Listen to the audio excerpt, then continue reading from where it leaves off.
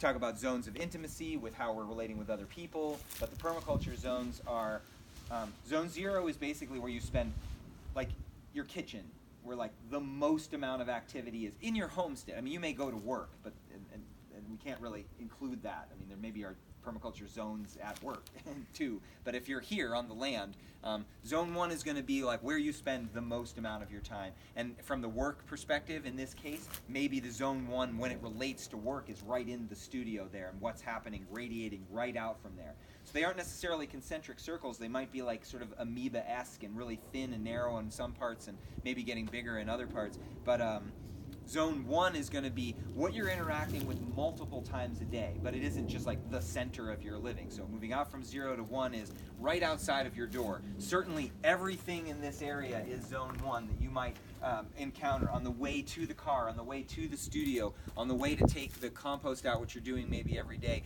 is in that zone 1 kind of thing. But it's possible that right up there where that statue is doesn't get visited that much, right? Because this wall is here, because they don't use the bedroom door, they go to the kitchen and they come out this door, and so primarily we're here. I see the daffodils, I'm looking at the edge, I stacked a little firewood, I moved over to the car, I got something out of the car, I went into the studio, and then maybe I went down to the driveway to meet the neighbor, but I kind of never made it up there, so this ends up becoming sort of a zone 2 thing. I've got to go there more intentionally.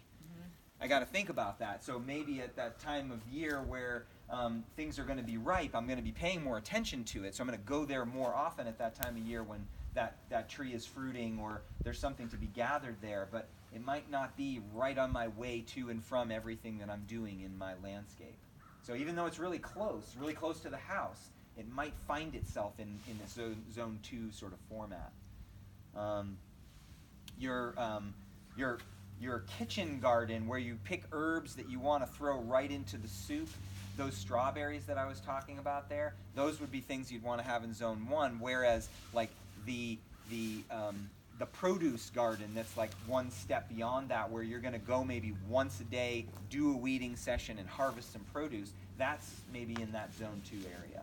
And so you might choose a specific spot somewhere, or multiple spots in the landscape where like, yeah, well, I can get to that. I can make sure that I get there once or twice a day. It's not that big of a deal. It's not, a mile away where like, gosh, can I get there? I'm not sure. So then we start to move into zone 3, things that you're checking maybe once a week. If you've got animals, you want your chickens and your rabbits and things probably in that zone 2. You're gonna go there once a day to water and to give care to those animals.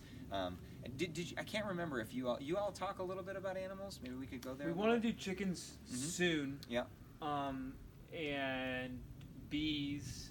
But then also we're interested in maybe a hog. Yeah, that's like long term. Sure. Type of like 1 a year hog type of thing. Sure. Maybe a dairy goat. But definitely chickens, both for layers and for meat. Okay, so let's just go through that as it relates to the zones, but also kind of give some talking about those different animals. So, chickens. Chickens are relatively easy. They do need to be cared for, and if you're not going to be around, you have to have some pretty automated systems so they don't get like annihilated by the wildlife, especially deep in the forest. But even in the city, there's the neighboring cats and dogs and whatever, all kinds of wildlife is coming into the city these days. But you got to protect those chickens. So once you enter into the animal world, most of the animals are going to need that daily care. And again, maybe all of you have some experience with this, but for those of you who don't, it really changes your lifestyle. If you're used to being able to be like, well, I'm going to go to this show late, or I'm going to be able to go to the friend's house on the coast for like a long weekend, a couple times a month. You got to really think about how that's going to impact if you're going to be keeping some animal that needs your care, needs water, needs food, needs protection daily, or potentially multiple times a day. So back to the chickens and the zones, you might keep the chickens in zone 2. If you really like being with your chickens, you might kind of let them out, and then they kind of come into your zone 1, and they're all in there, but you might have to protect certain plants from the chickens getting at them. But you want to be able to have it in an area that you're going to get to. If you're like neglecting them and they're out in that zone 3, zone 4 area and you have to really travel to get to them, they're not going to get the same care. They're not going to get the same love. You might not be paying enough attention to them, and you won't notice these different things that they're doing. This one chicken is just laying eggs in this random place. You don't really want that, but you're not paying enough attention because you're only going there, a couple of times a week, and the rest of the time you're just kind of throwing some scratch into their fence and keeping them in a small run. So moving from there to something like you said like a dairy goat, right? So dairying is something that really takes a lot of energy. Going and collecting some eggs and throwing some scratch out for them, or dumping your compost in the chicken yard, or feeding them some chicken feed is one thing, but having to milk an animal that will be suffering if you don't milk it, that's a whole other thing, and that takes more time and more energy. So you got to be sure that you're going to be here once or twice a day, whatever it's going to take.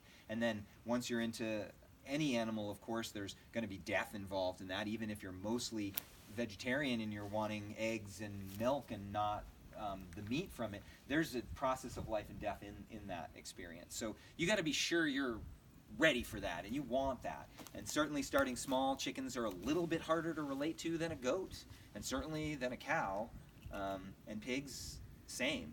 If you have trouble with that kind of a thing, you might double check yourself before you're ready to have a pig or a cow that eventually you might need to put down for food or for its own health.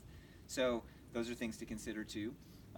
The size of the animal. So in this landscape, with this sort of mountainous landscape and lots of brushy understory, a goat, whether it was for meat or for milk, would be a great animal that you could either tether to a tree or to a stake. You could set up temporary electric fencing. Goats are a little wily. They tend to escape. Sheep are a little bit more docile, and they also will browse, and depending on your type of sheep, you might find that they can do almost as well as a goat with browsing in the understory as opposed to pasturing in open space. So this could be a really tremendous environment to work with that. But if you're having to move a goat, and it isn't just in an area that is already has a big perimeter fence, and then you have multiple paddocks all over the place that you can move them and do your rotational grazing system kind of thing with some browse on the edge, you got to be monitoring these goats. And you might get one goat that's like really excitable and jumping the fence and like getting all over the place, and then gets in the garden and just like mows down your garden before you even saw it. And you might get some other ones that are just like so happy to be doing whatever they're doing. They're never a pain. So that's going to be an experiment that you have to discover. One thing I learned over the Organic Grower School weekend in listening to this shepherding conversation was just really tuning into where the animals are coming from and how they're being raised up by their parents or their mothers primarily, and how the shepherds or goat herds are keeping them. So if you went to find a goat in a place where the goats were pretty much on pasture, this might not be the place to bring those goats, because they might not be used to this and they might have a harder time with this. Maybe it's not a perfect example, but you find some goats that are like in this kind of environment and they're pretty chill. These are pretty chill goats, both based on the variety of goat but also on the way that they're being kept. Those might be the goats that you would choose for this environment, where it's like, we're still experimenting, we're new to this, we're going to try this, and it's mountainous and we have not that much planted yet, so we can experiment, we can afford to experiment with that. Pigs, I've also found, they do really well in the woods. People talk about pasturing pigs, and they will eat a certain amount of grass, but primarily they are rooting around for roots. They will eat some bugs. They're omnivorous for sure. They'll eat plenty of compost. You might have to bring in feed for them from outside if you don't have enough to feed them on the compost and sort of waste from the garden front. But they will do really well in the forest. In open areas, they disturb the soil a lot, and when there's a lot of rain falling and not a lot of root structure there, they'll kind of tear it up. Whereas if they're in the woods and there's a lot of trees, especially more mature trees that they aren't going to kill, like little saplings, they might uproot or... Yeah, sorry, kind of. Yeah. Whoever's parked kind of down here is going to... Can you maybe move? That's my neighbor. She needs to kind of park right there. I'll go talk to her. Sorry. Yeah, sure. You can move it up here So in this case, pigs might be a good, you might be able to fence off an area with secure enough fencing that the pig isn't going to escape, because it could cause similar kinds of damage to your garden or your neighbor's garden or whatever kind of situation. Pigs also like to be together more. They're pretty social. If they're by themselves, they're not going to be as happy as if they're with someone else, unless you're visiting them all the time. But maybe not on the steepest of the hillside component, but back into this forest in here, they won't make a ton of smell. Contrary to popular belief, the biggest thing that I've found with pigs, if they're in small concentration, I'm not talking about having 1,000 pigs, in a couple of acres, but if you have a couple of pigs, what makes the most smell is when they're making stuff anaerobic. If they're punching stuff into the soil, lots of food that feed that you're putting in there and water into the soil, and things are getting anaerobic, that's the part of the smell that's really intense. If you have them in the forest, for instance, and they're rooting around and digging and looking for things, and then you fed them on a solid surface, the extra feed, so they weren't punching it into the ground with their little hooves, it's going to be way less smell. I mean, not that shit doesn't smell, but it's not like what you might think. So that would be an interesting experiment. It might be something you do. Pigs can be a tremendous benefit for clearing landscape. So if what we wanted to do was move into this little area here where we've got some smaller, I'm talking above this bigger poplar that's right here, but in that section beyond this little road bed here, back in there, and we fence that off with some electric wire. You can train pigs to run on electric wire. You still might want to have a perimeter fence, but they won't challenge the fence if they get zapped a couple times on a single strand that's at their height, or two strands. And electric fencing is relatively cheap. You can set it up temporarily. They'll definitely get zapped by the netting. So if you train them on that as piglets, so they respect the fencing, they'll be pretty good in electric fencing. There's a fella named Oscar Brown who's doing a sort of permaculture homestead nut forest wild foraging kind of program, and he's got pigs and goats and all kinds of things on steep hillsides in the woods, and he's out in Marshall. He shares a lot. He's involved with the Organic Grower School and trying to do production thing with growing forest crops of nuts and letting the pigs eat acorns and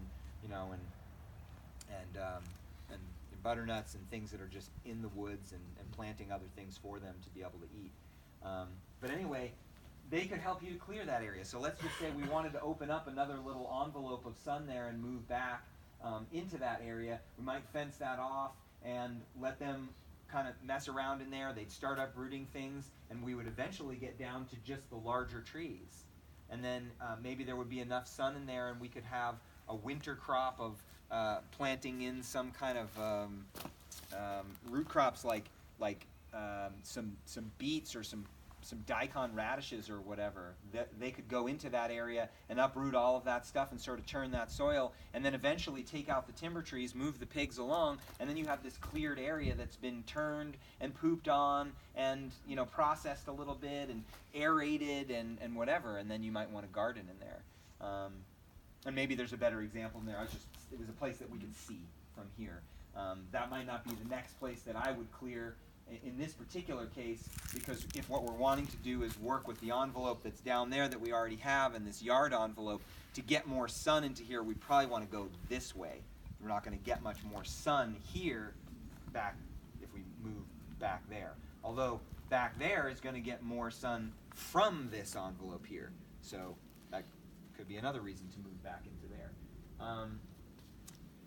So that was just a little bit about animals. Does anybody